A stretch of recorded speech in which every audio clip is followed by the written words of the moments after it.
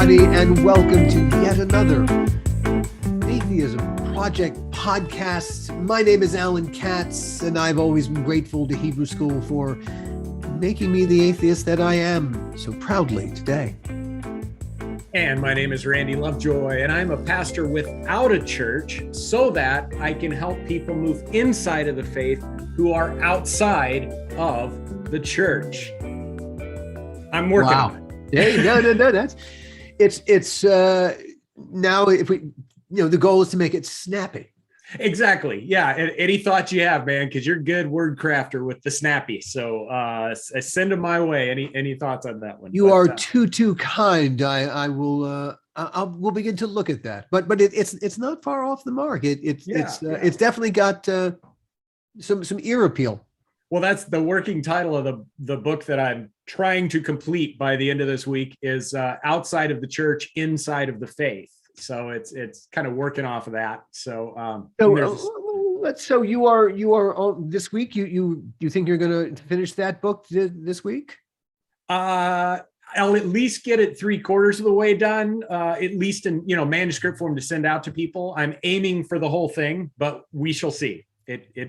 I've been struggling with 2 chapters that are probably the toughest ones, and once that's done, it's going to happen fast. So we're almost there. Well, if there was any way I can help you, please let me know. Thank you. Yeah, no, I appreciate that. Great. And with that in mind, we're talking today about is this a bad time to be a good Samaritan? Very clever. Very clever. But I'll be here all week, ladies and germs. That's right. That's right. Now, this, of course, is a parable from the NT, and parables, of course, are short, direct stories, fiction, meant to make a moral or religious point. They're fables, except that fables have animals doing the storytelling, and parables use only human characters. So Jesus, as we know, he taught using parables. Yeah, amongst the 33 parables that are attributed to Jesus, the one about the Good Samaritan is the one we're going to talk about today. If you've ever wondered where on earth we got this phrase of being a good Samaritan, you are going to learn it. The source in this podcast. Yes. All right. So let's go right to the parable itself. Randy, I think you are uniquely suited. Yeah, let me use my my pastor scripture reading voice here. Would you please? If you'd like to read along, turn to Luke chapter 10, verses 25 to 37. Here it is. On one occasion, an expert in the law stood up to test Jesus. "Teacher," he asked, "what must I do to inherit eternal life?" "What is written in the law?" he replied. "How do you read it?" He answered, "Love the Lord your God with all your heart and with all your soul and with all your strength and with all your mind, and love your neighbor as yourself." "You have answered correctly," Jesus replied. "Do this and you will live." But he wanted to justify himself, so he asked Jesus, "And who is my neighbor?" And this is when he dives into the parable here. In reply, Jesus said, "A man was going down from Jerusalem to Jericho when he was attacked by robbers. They stripped him of his clothes, beat him, and went away, leaving him half dead. A priest happened to be going down the same road, and when he saw the man, he passed on the other side. So too, a Levite, when he came to the place and saw him, passed by on the other side. But a Samaritan, as he traveled, came where the man was, and when he saw him, he took pity on him. He went to him and bandaged his wounds, pouring on oil and wine. Then he put the man on his own donkey, brought him to an inn, and took care of him. The next day he took out 2 denarii, as currency of that time, and gave them to the innkeeper. "Look after him," he said, "and when I return, I will reimburse you for any extra expense you have." Which of these 3 do you think was a neighbor to the man who fell into the hands of robbers?" The expert in the law replied, "The one who had mercy on him." And Jesus told him, "Go and do likewise." Boom, drop the mic. There it is. So that is the story of the Good Samaritan. So Alan, I mean, one of the things I wanted to ask everybody, but since you're the one that I can hear the response to, what stood out to you just in that reading? I mean, what part of it kind of jumped into your mind and stuck there? Now, my approach is always analytical. Okay. So, all right. so it's always, the text, but let's go a little deeper. All right. The Samaritans. Yes. We think of the Samaritan as the person who does a good thing, but as this audience, that's only the result of this parable. We're actually, we've learned a lesson from the parable by doing that, but that's not what it meant when it was spoken. Yeah. Samaritans were understood to the audience that Jesus was speaking to, and we'll come to all right, if Jesus was, and if Jesus said things, this is probably one of the things that Jesus actually said, that this actually came forth from him. All right, so his understanding of the word Samaritan was a person of a tribe different from his. Not just generically different, but the Samaritans were another tribe who the Jewish tribe, the Hebrews, frankly hated. They were half-breeds in a way. Yes. They were, and it's funny. Up until we decided to do this subject, this podcast, I frankly had no idea that such a thing existed, and this frankly fascinated me. Yeah, awesome. So what else did you find? Well, all right. So this is from the Britannica, and this is all right. I'm just going to read. This is just straight from the Britannica because this is all new information to me, and I don't know any of this stuff. All right, Samaritan. Excuse me, Samaritan is a member of a community now nearly extinct that claims to be related by blood to those Israelites of ancient Samaria, as in Judea and Samaria, who were not deported by the Assyrian conquerors of the kingdom of Israel in 722 BCE. The Samaritans call themselves Ben Yisrael, the children of Israel, or Shemarim, the observant ones, for their solemn norm of religious observance is the Pentateuch, the first 5 books of the Old Testament.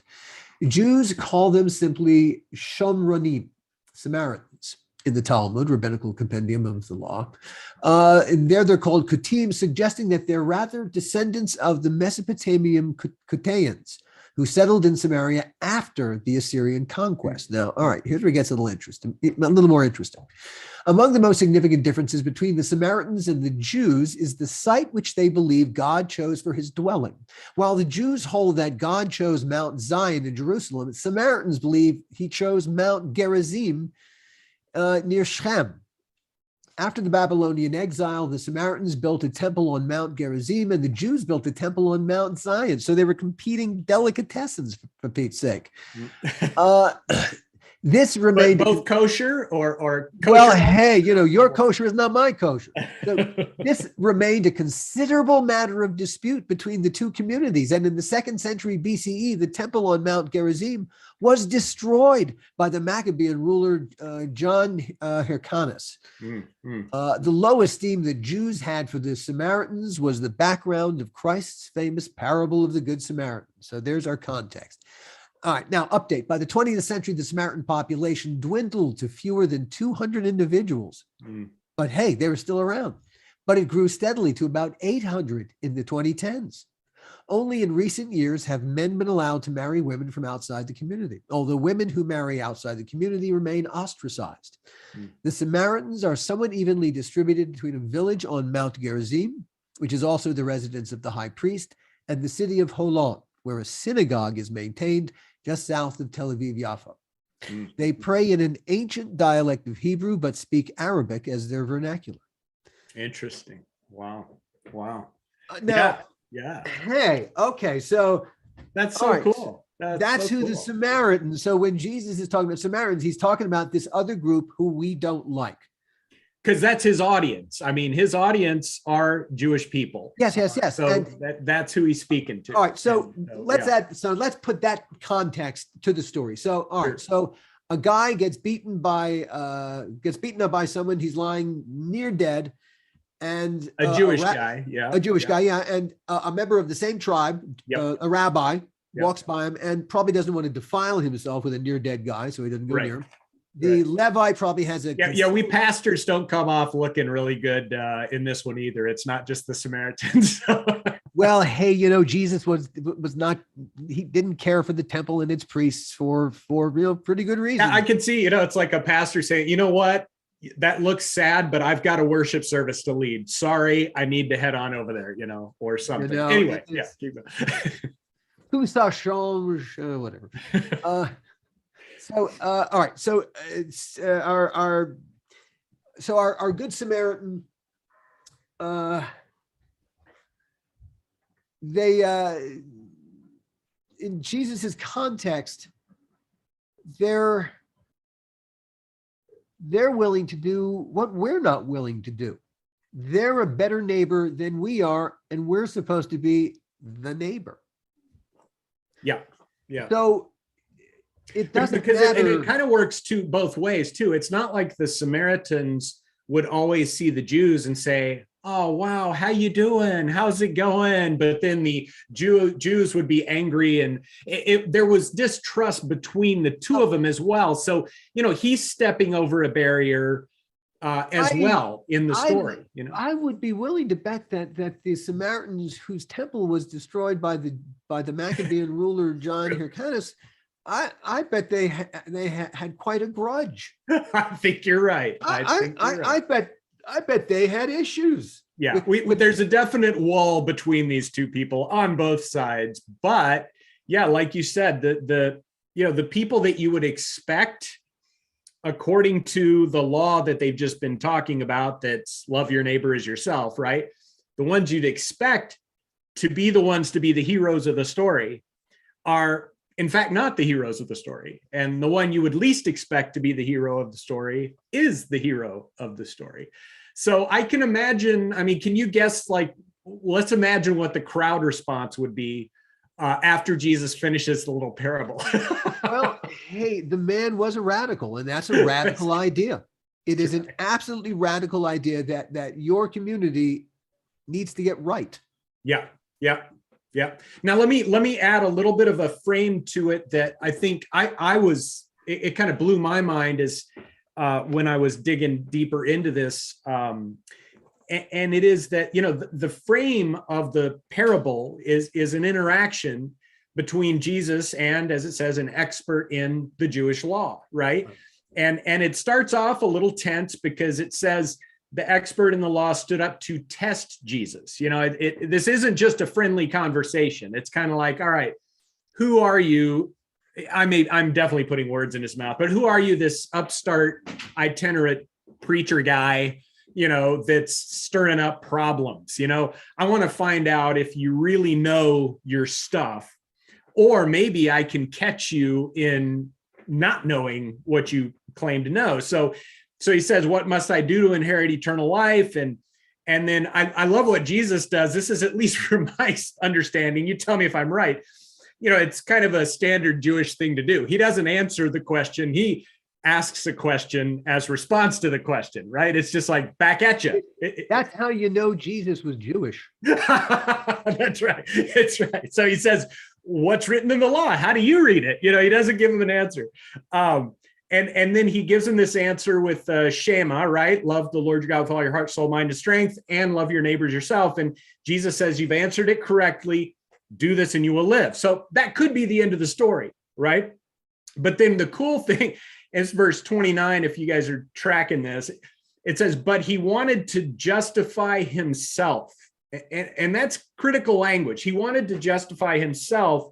And so he said to Jesus, and who is my neighbor? Right? So that is the question that launches the parable.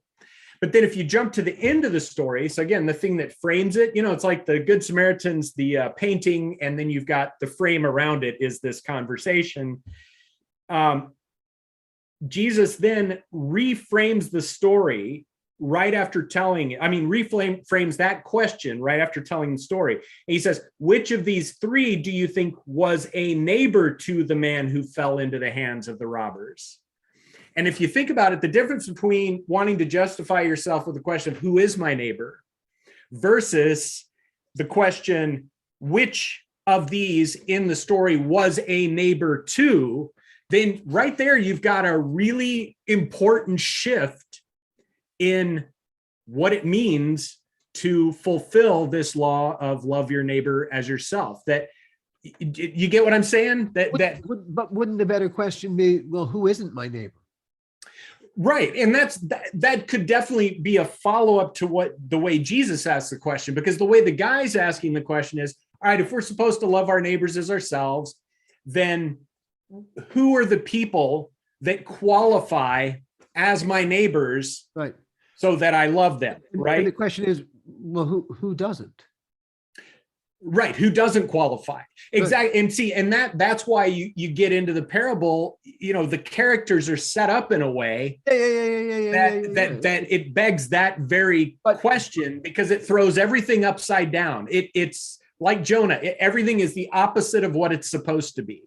But the point is, but the takeaway is supposed to be, if a Samaritan is willing to take care of one of us and that we won't take care of. Right.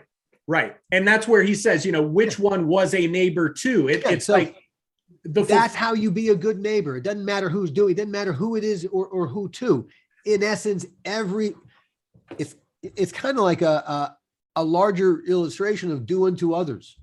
It totally is, because it's like, the moral of the story and the morality that this story is trying to shape is this idea that loving your neighbor is not about defining or limiting who you show love to.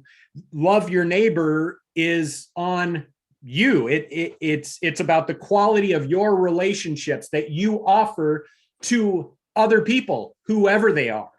That's what that's all about, and that's what this parable, it's trying to get people to have that shift in thinking. If say the rabbi or the Levite in the story, if they had been the one who had been knocked down and attacked and left half dead, as they lay there and some other rabbi and some other Levite walked by, I wonder what they would have gone through their mind. Yeah. And I think, that to me, please be a good neighbor. Right.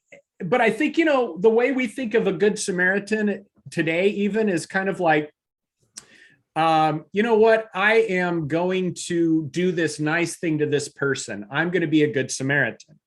Now, that's a start, but that's not where it's supposed to, end.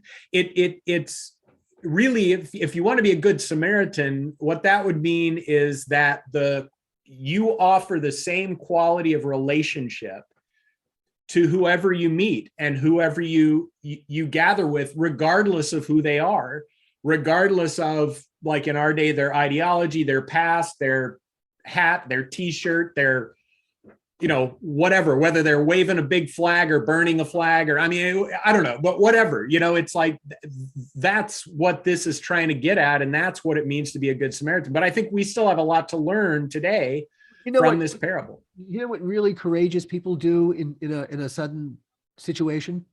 What's that? They just rush in. Yes. They don't think about should I, shouldn't I? Let me do the calculus here.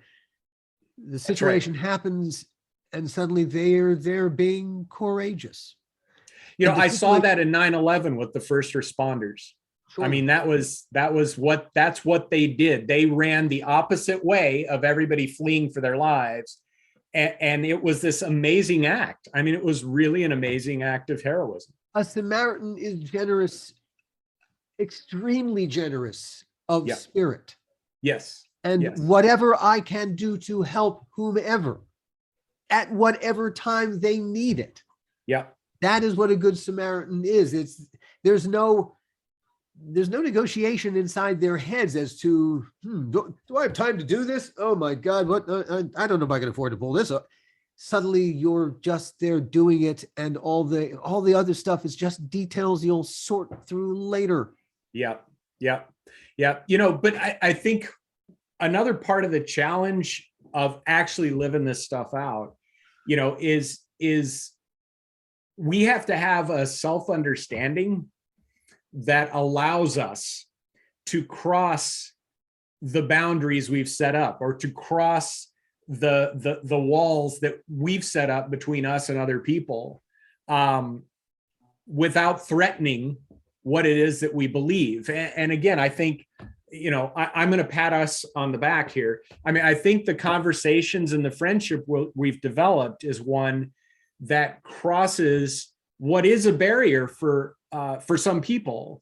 But it does that in recognition that there's something really important in what we're doing. And it doesn't mean that you're going to become me or I'm going to become you. What it means is that there is something really important going on by developing a relationship with someone who has a different experience in life, who has a different approach, different thoughts on some different issues, but that we have a lot in common as well. And I just think that's something that we have to work at. I don't think it's a really natural thing, historically speaking, for human beings to cross those kinds of boundaries. It's much more natural to set up a group that we're a part of, draw a firm boundary around that, and say, anybody on this side of the boundary is my bud, and anybody that's not is my enemy.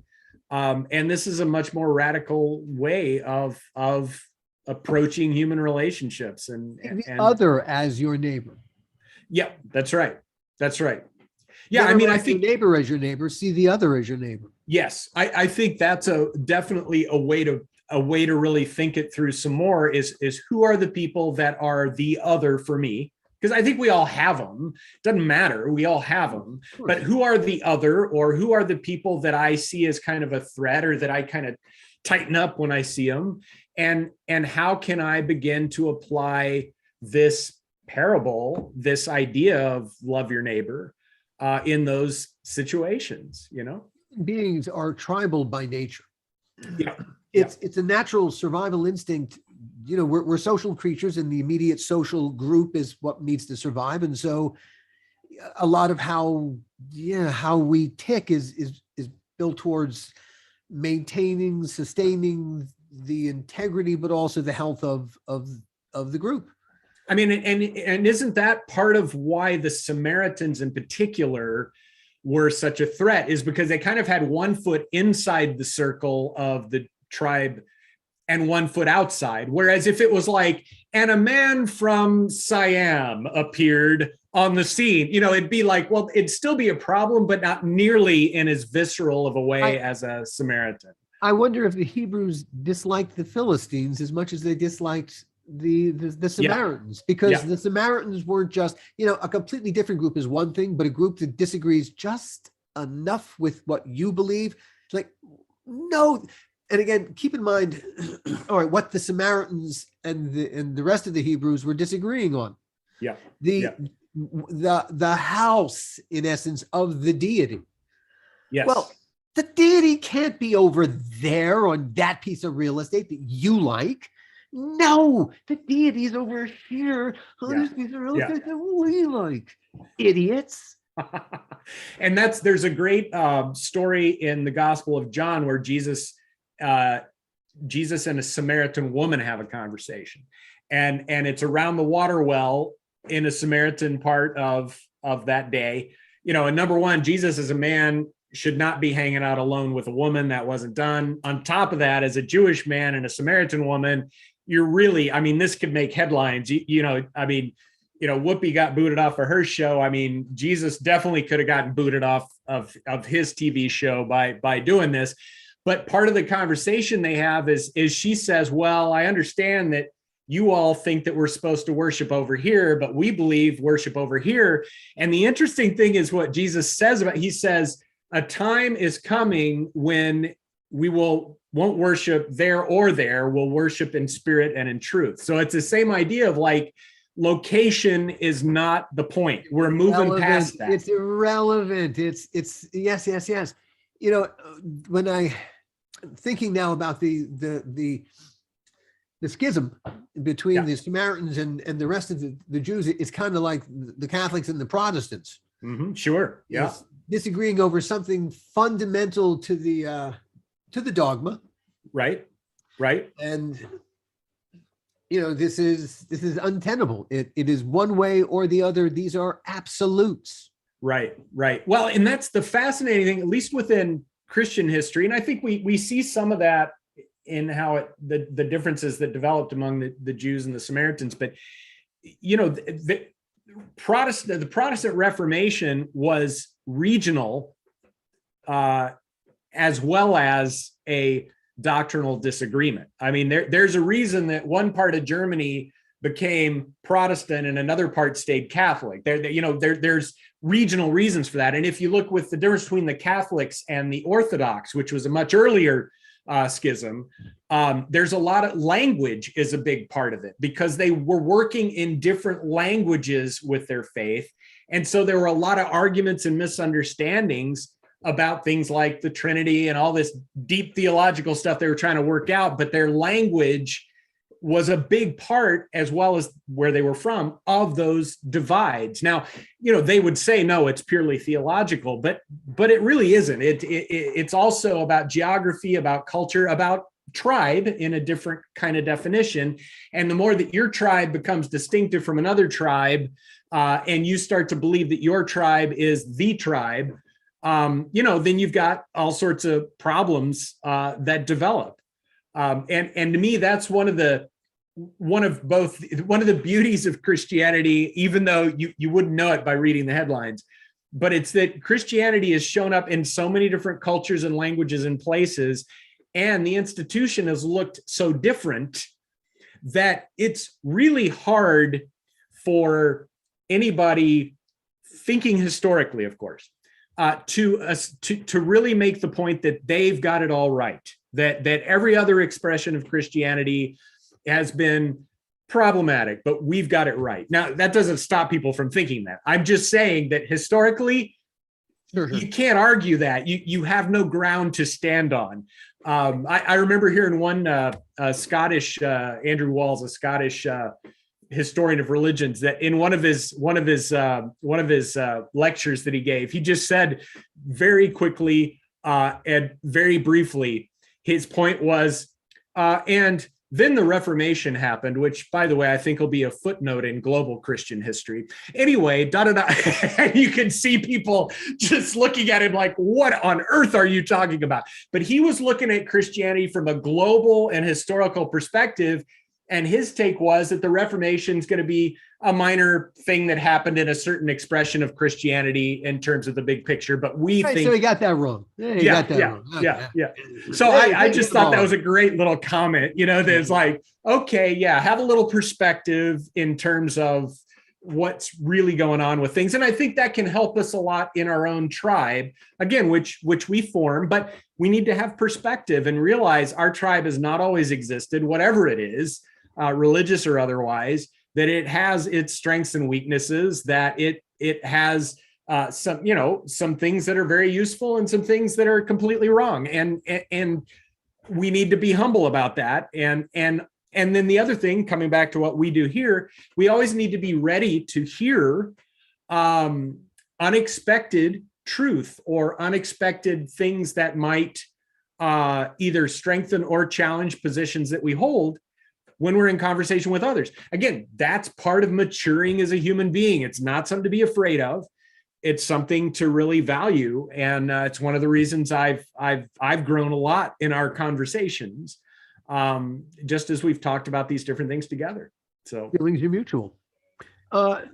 Before we move on, doing some of the research for the topic, which makes it so much fun, is something you learn so much.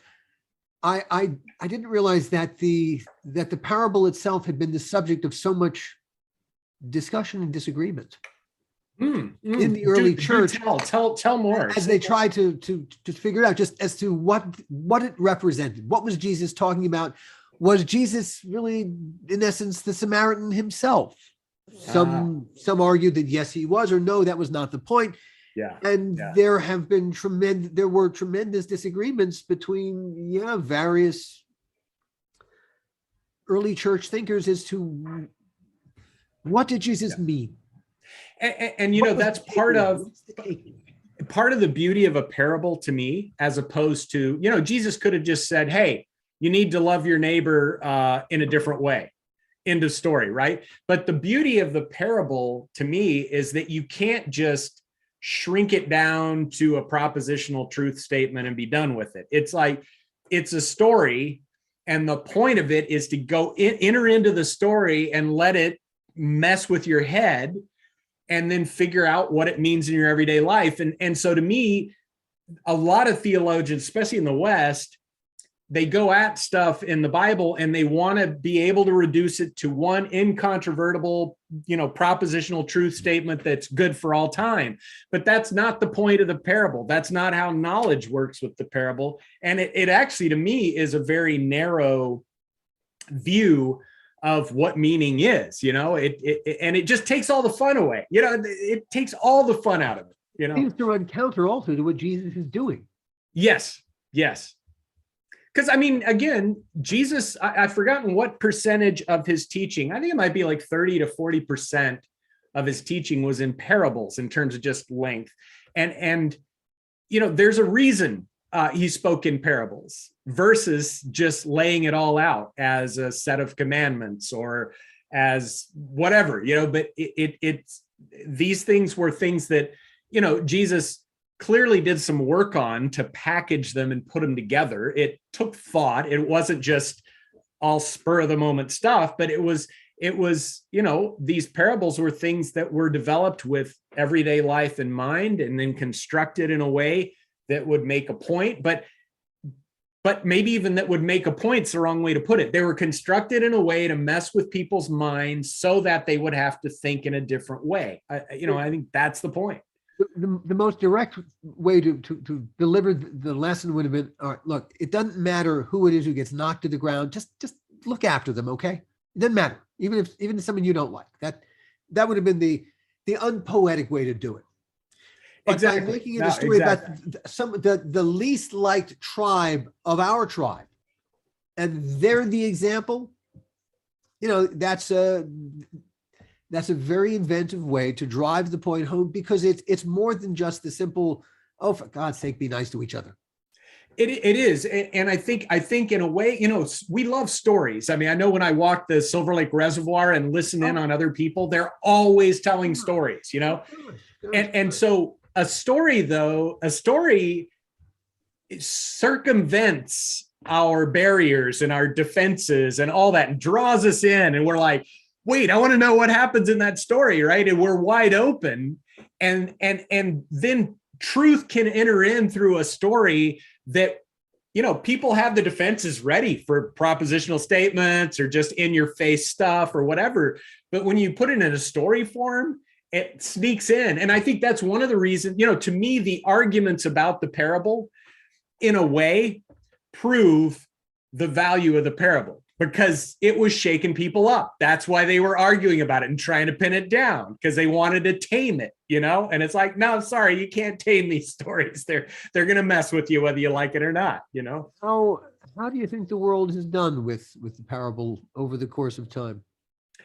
Well, you know, to me, the most hopeful part of it is that so many of these parables are still around and people are still discussing them like we are today. You know, this is really old stuff that could have, you know, lost its shelf life a long time ago, but we're still intrigued by them. I mean, you think of things like the prodigal son as well, or even like yeast in or leaven in a lump of dough, or, you know, all this, there's all sorts of stuff, and even phrases and concepts that we use. How many hospitals are called Good Samaritan?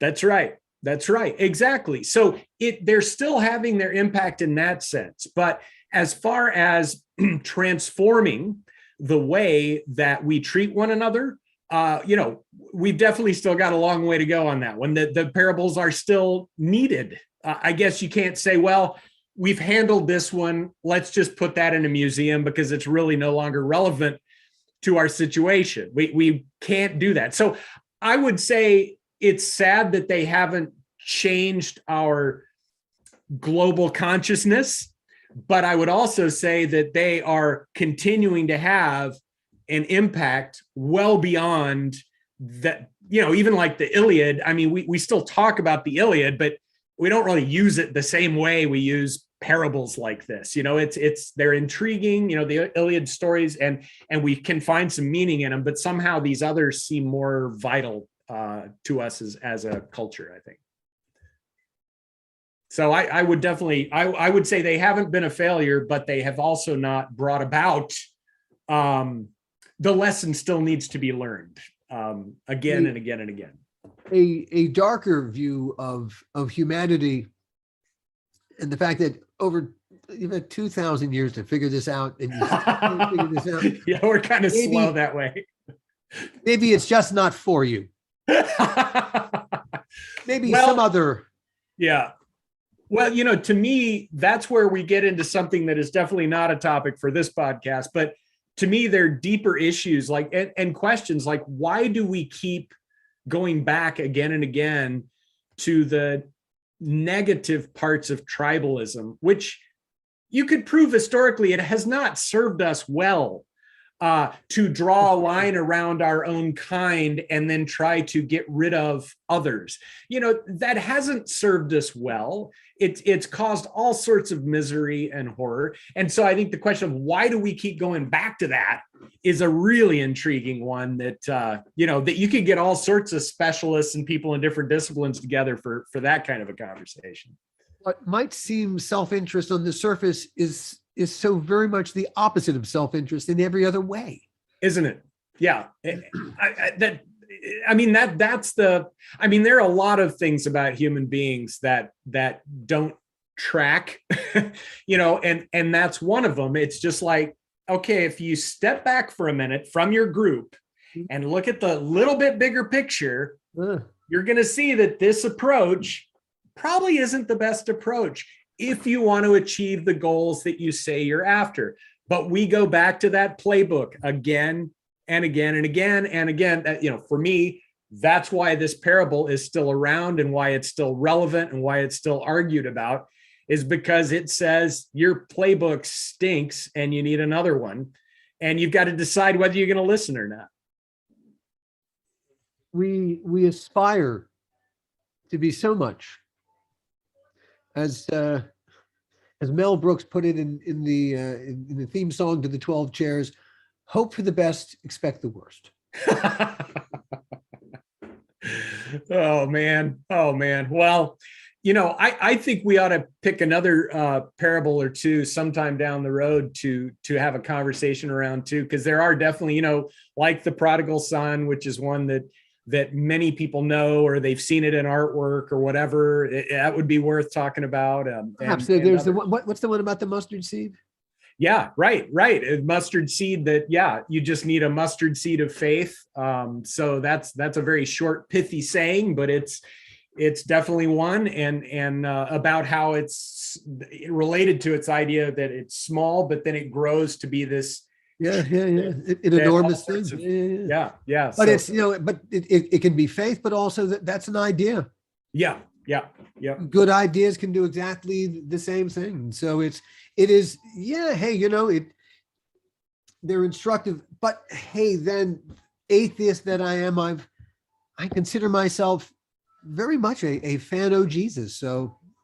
Well, and that's the thing I'd encourage everybody, regardless of whether you're, an actively practicing Christian or not. The fact is, these stories of Jesus, there's a lot of meaning to them, and it's meaning for us as human beings. And so, don't dismiss the text just because they come in this weird big book and are in 2 columns with gold letters and all that stuff. It really, this is stuff that there's a reason that it's still around after so much time. And it makes it worth reading, along with there's a lot of other texts, religious and otherwise, that are still with us from a long time ago. And we should read those too. There's a reason they're around. My throat today. Though one is an atheist, one can find good ideas where good ideas exist. And Yep. one of the reasons that I think the teachings of Jesus, the messages are the terrific messages. Yeah. Mhm. If you Mhm. live your life doing unto others, you will be a happier person, and you will have a more fulfilled, productive life. Mhm. Mhm. It's absolutely true. And yeah, the idea of the mustard seed, there's something glorious in that notion of yes, it's small, but if you invest in it, what it Yeah. takes to make it grow, it will grow. Be patient. Yeah. Yeah. Yeah. These are messages that transcend religious faith. They're just good, smart thinking. Yeah, and I think that's one of the ways that I think a lot of times Christianity narrows itself, is by acting as if the teachings of Jesus are only meant for the church, because so many of them are about themes that we all struggle with as human beings, like this one. And that's why, just to have an inside the church conversation about the parable, it's a lot more fun to have a conversation outside of the church with a wide range of views and see what comes out of it, because it's relevant for all of us, But as I think, well, as I think you've encountered over the course of your career, the church has not always been the best steward of the message. Yeah, I think, and part of it is a protective, I'm going to give credit. There's a protectiveness of the stories. We don't want the stories to be destroyed. These stories are valuable. We want people to talk about them even with respect, and there's that kind of an approach. But again, I still feel like even outside of the church, the vast majority of the people I know that would not go to church at the same time are not trying to be disrespectful of Jesus. As a matter of fact, there's a sense that, okay, this guy is something important, is someone that we can even respect, whether, no matter what we believe about him, there's something that's there. There's a massive difference between Jesus and the church. Well, and I think the other thing, just from the church's side, it's just, we don't need to protect Jesus. Jesus is a big boy. He can handle himself, Totally. So, but that's the point. That's what the churches are really protecting. They're not protecting Jesus. Jesus is an idea that's so big, it doesn't need your protecting. The churches are always protecting themselves. But again, that goes back to kind of that tribal sort of approach to things. We just keep falling back into it in all sorts of arenas, no matter how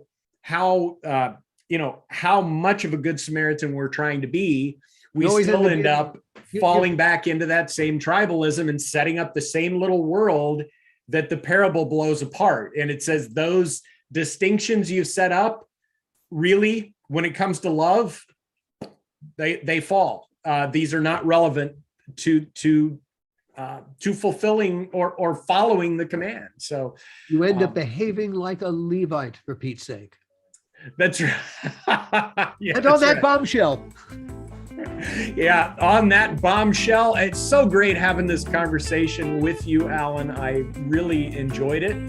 And and I just look forward to continuing to talk with. The last two to me have just been wonderful.